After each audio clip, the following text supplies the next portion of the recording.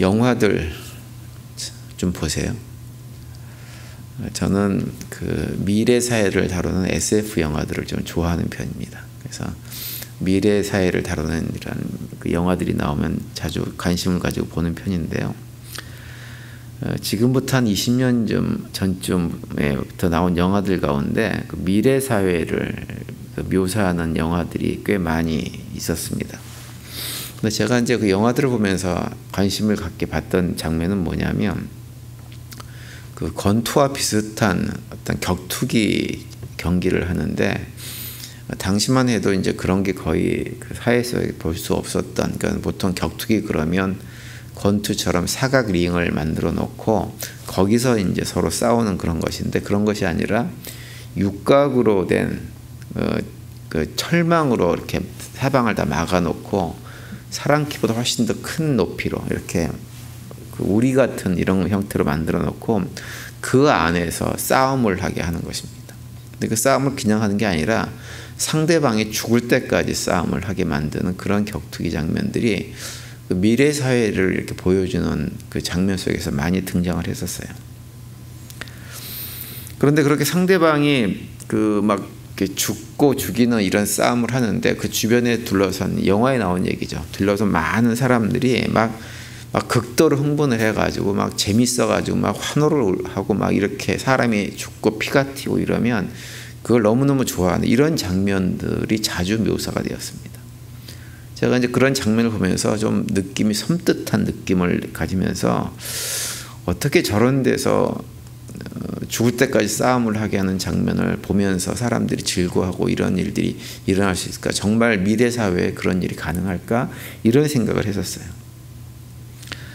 그런데 세월이 좀 지나고 나서 보니까 실제로 그런 싸움, 격투기를 요즘은 권투보다도 훨씬 그걸 많이 하는 시대가 되어져 있습니다.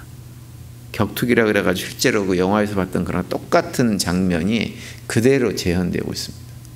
물론 이제 그건 운동이기 때문에 3분 이렇게 해가지고 경기를 해서 몇 회 이렇게 해서 이제 죽을 때까지 싸우는 것은 아니고, 사람이 상대방이 뭐 기절을 한다든지 쓰러져 있다 그러면 이제 그 KO, TK 뭐라 그래요? TKO패라 그러나요? KO패라 그러나요?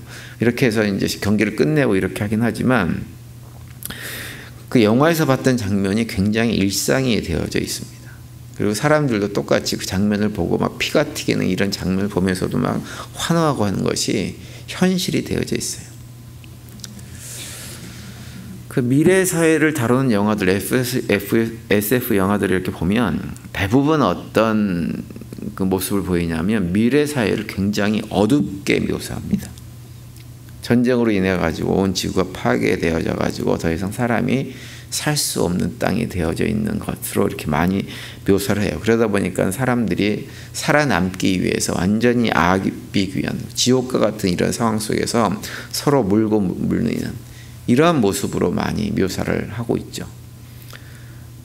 아바타라고 하는 영화를 보셨는지 모르지만, 그 아바타라는 영화도 보면 사람들이 외계 행성, 멀리 있는 외계 행성 가가지고 자원을 개발하러 이렇게 가는 영화인데, 그 자원을 개발하러 간 이유가 뭐냐면, 지구에 있는 자원을 다 인간들이 고갈시켜가지고 더 이상 지구에는 아무것도 얻을 수 없었기 때문에 외계 행성으로 가서 또 자원을 갖다가 수탈해오는 이런 내용이 이제 아바타라고 하는 영화죠.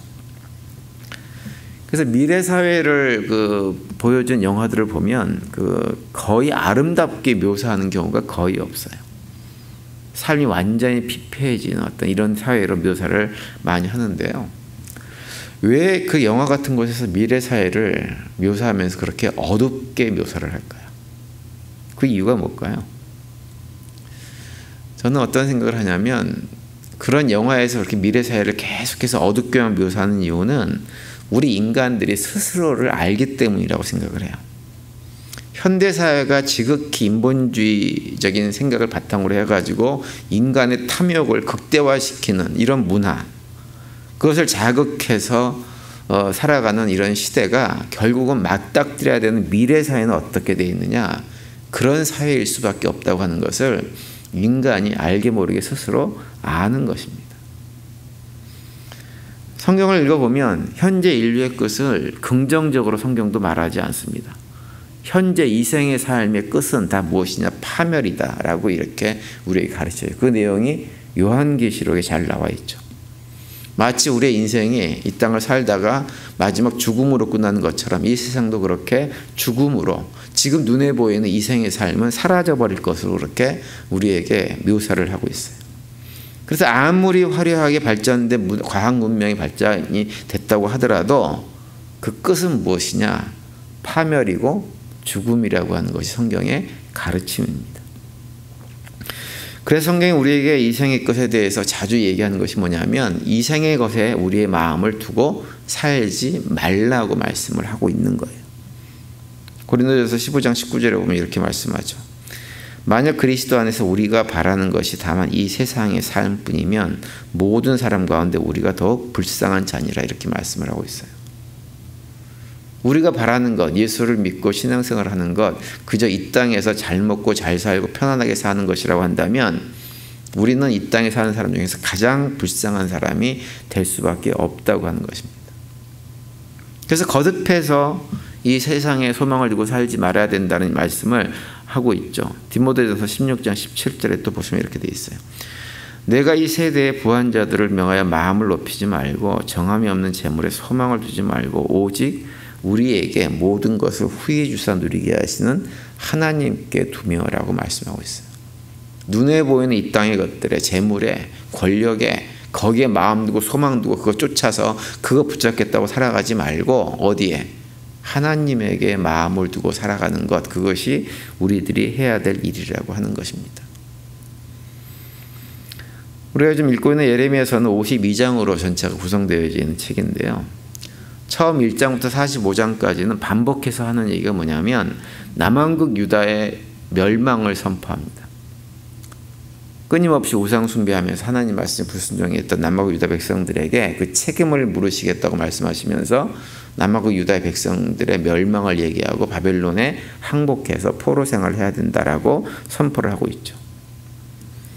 그러면서 이제 하나님께서 준비한 그 징계의 막대기에 순종하면 하나님께서 나중에 때가 되면 다시 너희들을 회복시켜 주겠다라고 하는 얘기를 45장까지 계속합니다. 그리고 나서 46장부터는 남왕국 유다를 중심으로 해가지고 심판의 메시지를 선포하지 않고 누구에 대한 심판을 선포하냐면 이방 나라들에 대한 심판을 선포하기 시작합니다. 그래서 예레미야 46장 1절에 보시면 이렇게 시작합니다. 이방 나라들에 대하여 선지자 예레미야에게 임한 여호와의 말씀이니라 이렇게 말씀을 하고 있어요. 그러면서 가장 먼저 심판의 대상으로 선포하는 대상이 누구냐면 애굽이에요. 애굽을 가장 먼저 심판의 대상으로 언급하고 있는 이유는 무엇이냐면 우리가 이미 살펴본 대로 남왕국 유다 백성들, 남겨진 사람들이 요하난이라는 사람을 중심으로 해가지고 애굽으로 피신을 했기 때문이에요. 하나님은 바벨론에 의해서 완전히 파괴된 예루살렘과 성전 이 이후에 거기에 남아있던 사람들에게 뭐라고 말씀하시냐면 예레미야를 통해 가지고 너희들이 그냥 여기에 남아있어라. 두렵고 떨리는 너희들의 마음은 이해하지만 남아있어라. 이렇게 말씀을 하셨는데 그 말씀을 의지하기보다는 요하난이라는 사람의 꾀임에 끌려가지고는 결국은 모두가 다 애굽으로 도망을 쳐서 그 애굽에 살고 있었기 때문에 하나님을 불신하고 그곳으로 가버린 그들을 심판하는 차원에서 애굽을 가장 먼저 심판하시겠다고 선포하신 내용이 46장에 언급이 되고 있는 거예요. 그리고 나서 이제 그 이후에 계속 해가지고 뭐 가사, 모압에 대한 심판이 언급되고 있고 오늘 우리가 읽고 있는 예레미야 49장이 이르게 되어지면 암몬이라는 나라, 에돔이라는 나라 그리고 오늘 본문에서는 다메섹이라고 하는 나라에 대해서 심판을 선포하고 있는 것입니다. 23절에 보시면 다메섹에 대한 말씀이라 하맛과 아르밧이 수치를 당하리니 이는 흉한 소문을 듣고 낙담함이니라 바닷가에서 비틀거리며 평안이 없도다 이렇게 선포를 하고 있어요. 그래서 결국 이스라엘을 포함해가지고 주변에 있는 모든 나라들이 다 하나님의 심판으로 멸망을 당하게 될 것이라고 하는 것이 예레미야 후반부에 나오는 내용이에요.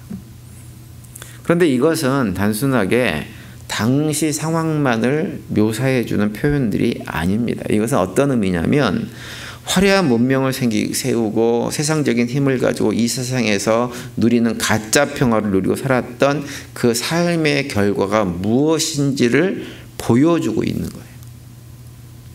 그래서 오늘 아침 우리가 생각할 것은 어떤 것이냐면, 왜 하나님께서 멸망의 도구, 그 많은 나라를 심판하는 도구로 해필이면 바벨론이라는 나라를 사용하고 계시는가라는 것들을 잠깐 생각을 해봐야 됩니다.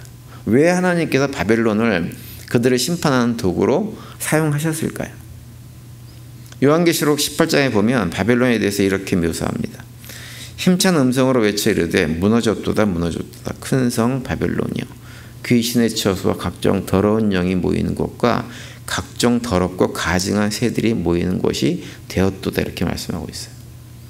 여기서 각종 더러운 영이 모인 곳이라는 표현은 뭐냐면, 온갖 종류의 우상 숭배가 가득한 곳이 어디냐면 바벨론이라고 하는 거예요. 바벨론이라고 하는 도시는 어떤 도시이고 나라인가 하면, 한마디로 우리 인간의 죄악과 탐욕의 끝을 보여주는 성읍이 바벨론입니다. 그러니까 바벨론은 하나의 성읍이 아니라 타락한 인류가 자신들의 탐욕을 채우기 위해서 행하는 온갖 악행과 그 죄악들의 결과물을 상징적으로 보여주는 바벨탑 같은 곳이 바로 바벨론인 거예요. 그런데 하나님께서 그런 바벨론을 사용해가지고 세상을 심판하신다는 것은 무엇이냐 하면, 인간들 스스로 쌓아 올린 바벨탑과 같은 그 죄악의 세상들에 의해서 인간은 스스로 멸망의 자리로 떨어질 수밖에 없게 될 것임을 말씀하는 것입니다. 그래서 제가 늘 드리는 말씀이지만, 하나님의 심판은 하나님이 행하시는 분노의 심판이 아니에요. 우리가 당하는 심판이라고 하는 것, 이 인류가 당하게 될 심판이라고 하는 것, 죄인들이 당하게 될 심판이라고 하는 것은 인간 스스로 자신들의 탐욕과 죄악이 스스로의 삶을 파멸로 이끄는 것을 성경은 심판으로 묘사를 하고 있는 것뿐입니다. 그래서 오늘 본 마지막 33절에 보시면 이렇게 말씀하죠. 하솔은 큰 뱀의 거처가 되어 영원히 황폐하리니 거기 사는 사람이나 그 가운데 머물러 사는 사람이 아무도 없게 되리라 하시니, 이렇게 말씀을 하고 있어요. 여기서 하솔과 게달이라고 하는 두 나라가 언급이 되는데요. 이 나라는 어떤 나라냐면 유목 생활을 하던 나라입니다. 그래서 나라가 딱 경계가 정해져 있는 것이 아니에요. 민족은 있지만 나라의 개념보다는 그냥 사막에서 유목 생활을 하면서 살기 때문에 사실은 오랜 세월 동안 특별히 전쟁이나 이런 것을 경험하지 않고 살았던 나라예요. 그런데 하나님께서 그런 나라조차도 심판을 하시겠다고 하는 거예요. 큰 뱀의 거처가 되겠다고 하는 것은 무엇이냐면, 바벨론에 의해서, 바벨론이 뱀으로 상징되거든요. 바벨론에 의해서 결국 그런 나라조차도 완전히 멸망당하는, 결국 다시 말하면 그들의 죄악으로 편하게 오랜 세상을 살았지만 그렇게 살아오면서 그들이 쌓은 죄악으로 인해서 스스로 멸망할 것을 말씀하고 있는 것입니다. 아무리 오랫동안 어떤 삶을 살았든지 결국은 멸망이 그들에게 준비된 길이라고 하는 것을 말씀하고 있는 거예요. 세상은 점점 악해지고 불의 같은 것, 폭력 이런 것들이 일상화되고 있고 사람들이 점점 살기 힘들어지는 것이 우리가 걸어가야 될 삶의 미래입니다. 그래서 세상에 소망을 두고 살아가면 살아갈수록 우린 더욱더 낙심과 좌절과 절망 가운데 살아갈 수밖에 없는 거예요.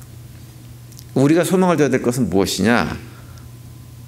우리에게 정말 필요한 것은 무엇이냐면 새하늘과 새 땅으로 우리의 삶을 온전하게 회복시켜줄 하나님에게 소망을 두고 살아가는 것. 그것이 우리가 가져야 될 소망이고, 그 소망을 가질 때 우리가 하나님의 은혜들을 경험할 수가 있게 되는 것입니다. 그렇게 우리가 그 소망을 가지고 살아가면 하나님은 우리를 결코 외면하지 않으세요. 그분은 우리의 필요를 누구보다 잘 아시는 분이고, 우리의 일상의 삶, 이생의 삶을 살아가는 동안에 필요한 것, 제가 지난 주일도 말씀드렸지만 그런 것들을 채워주시겠다고 우리에게 약속하신 분입니다. 그래서 하나님 백성들 이 땅이 아무리 험악해진다고 해도 그 가운데서도 하나님이 주시는 평안을 누리며 살아갈 수가 있게 되어지고, 그 평안을 누리게 될 때 우리는 참 평안 가운데 살 수가 있게 되는 것입니다. 오늘 하루 살아가시면서 그런 믿음으로 승리하시고 주님과 동행하시면서 주님께 주시는 참된 평안을 우리 삶 가운데 누리며 살아가는 복된 하루가 되시기를 간절히 축원을 드립니다.